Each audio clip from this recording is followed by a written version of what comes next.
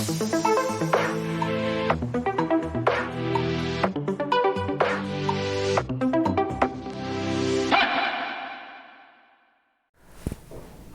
वालेकुम and hello to all students. आज जो टॉपिक हम डिस्कस करने जा रहे हैं वो है non cyclic phosphorylation. Non cyclic phosphorylation में हम देखेंगे कि किस तरीके से एटीपी सिंथेसाइज होती है। The synthesis of ATP during non cyclic electron flow is called non cyclic phosphorylation. ये एक लाइट रिएक्शन का प्रोसेस है। लाइट रिएक्शन को हिल ने डिस्कवर किया था, इसलिए इसको हिल्स रिएक्शन भी कहा जाता है। इसके दो स्टेप हैं, एक नॉन साइक्लिक फॉस्फोरिलेशन है और एक साइक्लिक फॉस्फोरिलेशन है। तो आज हम इसके पहले स्टेप नॉन साइक्लिक फॉस्फोरिलेशन को जो है वो डिस्कस करने जा रहे हैं। नॉन साइक्लिक फॉस्फोरिलेशन को समझने के लिए सबसे पहले हम पौधे के पत्ते के अंदर जा रहे हैं जहाँ पर फोटोसिंथेसिस का रिएक्शन हो रहा है, यानी ये फोटोसिंथेसिस के रिएक्शन की ही एक एग्जाम्पल है। ये एक पौधे का पत्ता है। पौधे के पत्ते के ऊपर जो है वो सनलाइट फॉल कर रही है। मैंने वहाँ से पौधे के पत्ते से एक सेल बाहर निकाल लिया है और आपको पता है कि जो सेल फोटोसिंथेसिस करते हैं उन्हें हम मेसोफिल सेल्स कहते हैं, जो पौधे के अंदर मौजूद होते हैं, जो कि फोटोसिंथेसिस का फरीज़ा सर अंजाम देते हैं। इन सेल्स के अंदर मौजूद होता है एक ऑर्गेनेली जिसे क्लोरोप्लास्ट कहते हैं। तो वह मैंने क्लोरोप्लास्ट निकाल लिया है। क्लोरोप्लास्ट के अंदर होती हैं थाइलेकोइड मेम्ब्रेन, जिनके ऊपर फोटोसिंथेटिक पिगमेंट यानी क्लोरोफिल और दूसरे मालिक्यूल जो हैं वो मौजूद होते हैं। वो भी मैंने बाहर निकाल ली है और इसके ऊपर आपको क्लोरोफिल के मालिक्यूल नज़र आ रही हैं। तो यहाँ पर बेसिकली लाइट रिएक्शन जो है वो टेक्स प्लेस हो रहा होता है। तो जब पौधे के पत्ते के ऊपर जो है वो लाइट गिरती है तो वो एक्चुअली पौधे के सेल के ऊपर गिर रही होती है।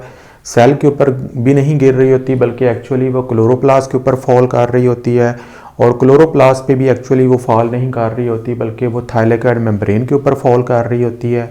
और वहाँ पर मौजूद फोटोसिंथेटिक पिगमेंट जो हैं उस लाइट को एब्जॉर्ब कर रहे होते हैं। अब वो जो फोटोसिंथेटिक पिगमेंट्स हैं उन्हें हम कहते हैं फोटोसिस्टम। फोटोसिस्टम जो है ये दो तरह के होते हैं, एक फोटोसिस्टम 1 होता है और एक फोटोसिस्टम 2 है। तो सबसे पहले हम फोटोसिस्टम 2 जो है उसकी बात करेंगे। ये जो आपको ग्रीन कलर के मालिक्यूल नज़र आ रहे हैं ये फोटोसिस्टम 2 के हैं। ये जो फोटोसिस्टम 2 है इसके ऊपर ये लाइट जो है वो सूरज की फॉल कर रही है। मैंने रेड एरो से उसको शो किया हुआ है। जब इसके ऊपर लाइट फॉल करती है तो ये जो क्लोरोफिल के मालिक्यूल यहाँ पर मौजूद होते हैं ये आम तौर पर 680 नैनोमीटर वाली वेवलेंथ जो है उसकी लाइट को कैप्चर कर रहे होते हैं। तो आपको पता ही है कि जो विजिबल लाइट होती है उसमें डिफरेंट वेवलेंथ्स होती हैं, डिफरेंट कलर्स की होती हैं, जिनको पौधे के क्लोरोफिल ए, क्लोरोफिल बी और एक्सेसरी पिगमेंट जो हैं वो एब्जॉर्ब करते हैं।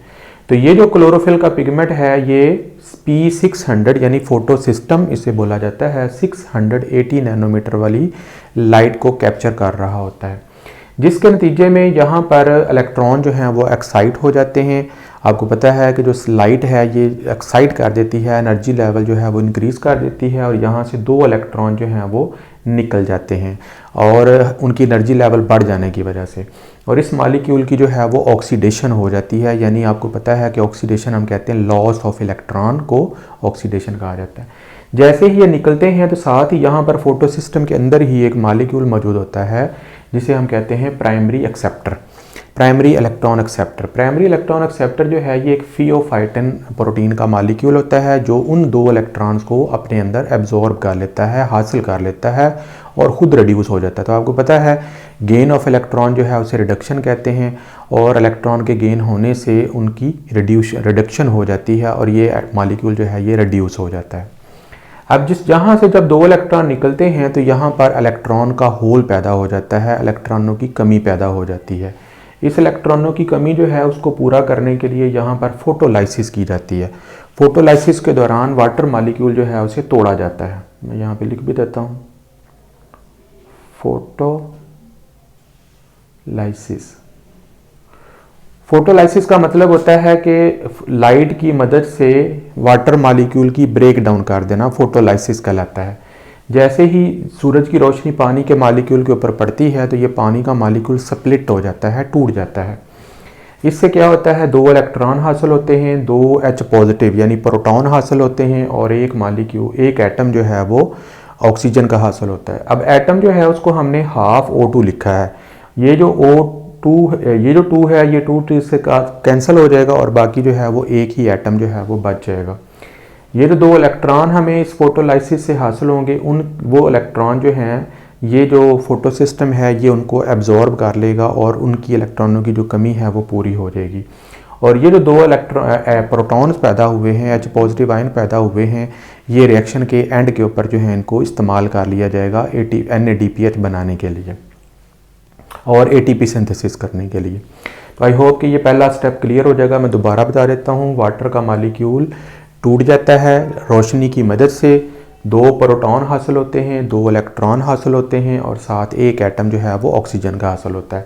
अब यहाँ से हासिल होने वाला जो एक ऑक्सीजन का एटम है वो दूसरे एटम के साथ मिलकर O2 मॉलिक्यूल बन जाएगा और फोटोसिंथेसिस के दौरान जो ऑक्सीजन रिलीज़ होती है वो इसी फोटोलाइसिस के दौरान पैदा होने वाली ऑक्सीजन होती है जो बाहर एटमॉस्फेयर में चली जाती है, जिससे एनिमल्स और इंसान जो हैं वो सांस लेते हैं। तो फोटोलाइसिस भी आपको क्लियर हो गया। यहाँ से 2 जो इलेक्ट्रॉन आएंगे वो यहाँ पर होल को फिल कर देंगे जो फोटो सिस्टम में पैदा हुआ है। अब ये जो 2 इलेक्ट्रॉन हैं जिनको प्राइमरी इलेक्ट्रॉन एक्सेप्टर ने जो है वो एक्सेप्ट किया है, ये जो हैं आगे फिर 2 इलेक्ट्रॉन जो हैं इनको एक और मॉलिक्यूल है उसका नाम है PQ प्लास्टोक्विनीन, इसने उसको एब्जॉर्ब कर लिया है। इसकी जो है वो रिडक्शन होगी है और इसकी जो है ये ऑक्सीडेशन होगी है। तो ये बेसिकली सारे का सारा जो रिएक्शन है ये एक ऑक्सीडेशन रिडक्शन है। ऑक्सीडेशन का मतलब होता है लॉस ऑफ इलेक्ट्रॉन और रिडक्शन का मतलब होता है गेन ऑफ इलेक्ट्रॉन। तो इसे रिडॉक्स रिएक्शन भी कहा जाता है। ये पूरा रिएक्शन ऐसे ही चलेगा। अब ये जो मॉलिक्यूल है ये प्लास्टोक्विनीन का जो है वो मॉलिक्यूल है, ये 2 इलेक्ट्रॉन एक्सेप्ट करके रिड्यूस हो जाएगा और इस प्राइमरी इलेक्ट्रॉन एक्सेप्टर की ऑक्सीडेशन कर देगा। फिर ये जो प्लास्टोक्विनीन है ये 2 इलेक्ट्रॉन जो है इससे साइटोक्रोम कॉम्प्लेक्स ले लेगा। साइटोक्रोम कॉम्प्लेक्स जो है ये एक 2 मुख्तलिफ प्रोटीन से बना हुआ एक कॉम्प्लेक्स होता है। साइटोक्रोम कॉम्प्लेक्स में FES प्रोटीन होती है और साइटोक्रोम F जो है वो मौजूद होता है जो एक कॉम्प्लेक्स बनाता है। ये 2 इलेक्ट्रॉन एक्सेप्ट करके रिड्यूस हो जाता है और PQ की ऑक्सीडेशन कर देता है। उसके बाद साइटोक्रोम कॉम्प्लेक्स से एक और प्रोटीन है प्लास्टोसायनिन, वो इलेक्ट्रॉन एक्सेप्ट कर लेती है और इसकी ऑक्सीडेशन हो जाती है जबकि इसकी रिडक्शन हो जाती है। तो इस तरीके से यहाँ पर एक ETC इलेक्ट्रॉन ट्रांसपोर्ट चेन चलता है। ETC जैसे जैसे इलेक्ट्रॉन ऊपर से हिल से नीचे की तरफ आते हैं तो इनकी एनर्जी लेवल जो है वो इंक्रीज़ होता चला जाता है। इस एनर्जी को इस्तेमाल करने के बाद इस एनर्जी को जो प्लाज्मा मेम्ब्रेन में क्लोरोप्लास्ट के अंदर जो थाइलेकॉइड मेम्ब्रेन है उसकी जो मेम्ब्रेन है इसको इस्तेमाल करती है और इसकी मदद से एक प्रोसेस है केमी ऑस्मोसिस जो हम लेटर नेक्स्ट लेक्चर में डिस्कस करेंगे। केमी ऑस्मोसिस के ज़रिए यहाँ पर उस मॉलिक्यूल से ATP सिंथेसाइज कर ली जाती है जो कि एक हाई एनर्जी मॉलिक्यूल है और यही जो ATP सिंथेसिस है इसे ही फॉस्फोरिलेशन कहते हैं। और आपको पता है कि जो ATP होती है वो ADP adenosine diphosphate plus inorganic phosphate के मिलाने से तैयार होगी और ये जो ADP से इनऑर्गेनिक फॉस्फेट मिलाकर ATP बनाने का अमल है इसे फॉस्फोरिलेशन कहते हैं। इसे फोटोफॉस्फोरिलेशन भी कहते हैं क्योंकि ये जो फॉस्फोरिलेशन है ये लाइट की मौजूदगी में हो रही है इसलिए इसको फोटोफॉस्फोरिलेशन भी कहा जाता है। और इसे नॉन साइक्लिक फॉस्फोरिलेशन भी कहा जाता है क्योंकि इसमें जो इलेक्ट्रॉन है वो नॉन साइक्लिक पैथवे पे फ्लो करते हैं। तो मकसद हमारा यही ATP सिंथेसाइज करना है जो आगे हम केल्विन साइकिल में इस्तेमाल करेंगे। तो इस तरीके से हमारा जो एक रिएक्शन है वो मैंने थोड़ा सा आपको डिस्क्राइब किया। अब हम आते हैं फोटो सिस्टम 1 की तरफ। फोटो सिस्टम 1 और 2 में बुनियादी फ़र्क ये है कि ये पहले डिस्कवर हुआ था, ये बाद में डिस्कवर हुआ था।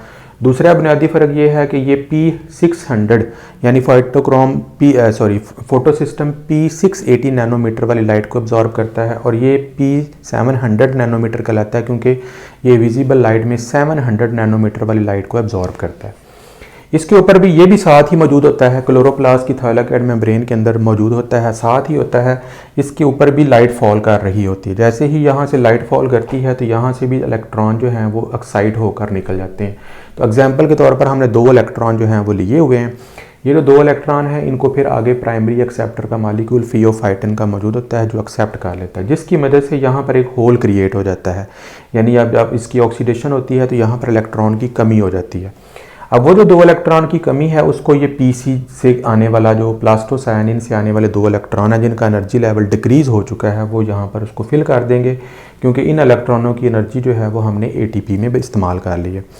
अब इलेक्ट्रॉनों के फ्लो से एनर्जी कैसे मिलती है? जैसा कि आपको पता है कि इलेक्ट्रिक फ्लो ऑफ इलेक्ट्रॉन जो है इलेक्ट्रिसिटी कहलाती है। आप बिजली के पंखे, बल्ब, मोटर वगैरह इलेक्ट्रॉन से चला सकते हैं। तो इस तरीके से इन इलेक्ट्रॉन की एनर्जी से भी हम पौधे जो हैं बहुत ज़रूरी काम जो है वो सर अंजाम करके ATP सिंथेसाइज कर लेते हैं। तो आई होप कि ये क्लियर हो गया होगा कि ETC चलने के बाद ये जो 2 इलेक्ट्रॉन है यहाँ पर हो फिल कर देंगे। अब यहाँ से जो 2 इलेक्ट्रॉन निकले थे वो कहाँ गए? यहाँ से 2 इलेक्ट्रॉन जो निकले हैं उन्हें प्राइमरी इलेक्ट्रॉन एक्सेप्टर ने एक्सेप्ट कर लिया है, वो रिड्यूस हो गए हैं और फोटो सिस्टम 1 की ऑक्सीडेशन हो गई है। यहाँ से फिर ये जो प्राइमरी इलेक्ट्रॉन एक्सेप्टर हैं यहाँ से फिर एक और छोटी सी इलेक्ट्रॉन ट्रांसपोर्ट चेन चलती है। उसमें वो जो 2 इलेक्ट्रॉन है एक केमिकल एक कंपाउंड है, प्रोटीन है जिसे फिरिडॉक्सन कहते हैं, उसके पास चले जाते हैं। ये रिड्यूस हो जाता है और ये ऑक्सीडाइज हो जाता है। यहाँ से फिर ये 2 इलेक्ट्रॉन जो है इनको एक एंजाइम है उसका नाम है NADP+ रिडक्टेज। NADP का मॉलिक्यूल आपको पता है ये कोएंजाइम है, इसका नाम है निकोटिनामाइड एडेनिन डाइन्यूक्लियोटाइड, जो कि कोएंजाइम है। उसके साथ एक फॉस्फेट लगा होता है और ये ऑक्सीडाइज होता है क्योंकि इसके पास पॉजिटिव चार्ज है, इसके पास एक इलेक्ट्रॉन की कमी है। तो इन 2 इलेक्ट्रॉनों में से जो एक इलेक्ट्रॉन है वो NADP+ को मिल जाएगा, जिसकी वजह से उसका चार्ज जो है वो ख़त्म हो जाएगा। दूसरी तरफ क्या होगा कि H पॉजिटिव आयन जो हैं वो आएंगे। H पॉजिटिव आयन जो हैं ये यहाँ पर जो जनरेट हो रहे हैं उनमें से कुछ H आयन जो हैं वो यहाँ पर इस्तेमाल कर लिए जाएंगे। अब ये जो 2 इलेक्ट्रॉन आ रहे हैं इनमें से एक इलेक्ट्रॉन तो NADP+ को दे दिया ताकि उसका जो चार्ज है वो ख़त्म हो जाए। दूसरा इलेक्ट्रॉन जो है हम एक हाइड्रोजन को दे देंगे, उसका जो प्रोटॉन है वो ख़त्म हो जाएगा, चार्ज ख़त्म हो जाएगा और ये H की शक्ल में इसके साथ अटैच हो जाएगा जिसे NADPH कहते हैं। तो इस तरीके से ये जो छोटी सी इलेक्ट्रॉन जो चेन है इसको हम NADPH बनाने में इस्तेमाल कर लेते हैं और इसके साथ फिर एक और H पॉजिटिव आयन जो है वो आकर अटैच हो जाता है जिसे NADPH2 भी समटाइम कहा जाता है, या ऐसे भी लिखा जा सकता है NADPH+ H पॉजिटिव आयन। इस तरीके से ये एक नॉन साइक्लिक फास्फोरिलेशन का प्रोसेस जो है वो कंप्लीट हो जाता है। इस प्रोसेस में हम एक मॉलिक्यूल हाई एनर्जी ATP का सिंथेसाइज करते हैं जो कि केमियोस्मोसिस के ज़रिए होता है और एक NADPH2 का तैयार करते हैं। ये दोनों मॉलिक्यूल फिर हम आगे जो है वो फोटोसिंथेसिस के केल्विन रिएक्शन में, केल्विन साइकिल में इनको इस्तेमाल करेंगे और इनकी मदद से फोटोसिंथेसिस करके ग्लूकोज को तैयार करेंगे। तो ये लाइट रिएक्शन का पहला मरहला होता है जिसे नॉन साइक्लिक फास्फोरिलेशन कहते हैं। इसे Z स्कीम भी कहा जाता है क्योंकि इसकी जो डायग्राम है वो एक Z शेप होती है, इसलिए इसे Z स्कीम जो है वो भी कहा जाता है। तो आई होप कि ये प्रोसेस जो है ये आपको क्लियर होगा। यहाँ पे मैंने कुछ की भी बना दी है। जो PQ है इसे प्लास्टोकोनिन कहते हैं, PC प्लास्टोसायनिन, FD फेरिडॉक्सन, और जबकि साइटोक्रोम कॉम्प्लेक्स में FES प्रोटीन और साइटोक्रोम F जो हैं वो मौजूद होते हैं जो कि यहाँ पर इस्तेमाल हुए हैं। तो आई होप कि एवरीथिंग इज़ ओके। तो see you in the next lecture. अल्लाह हाफिज़।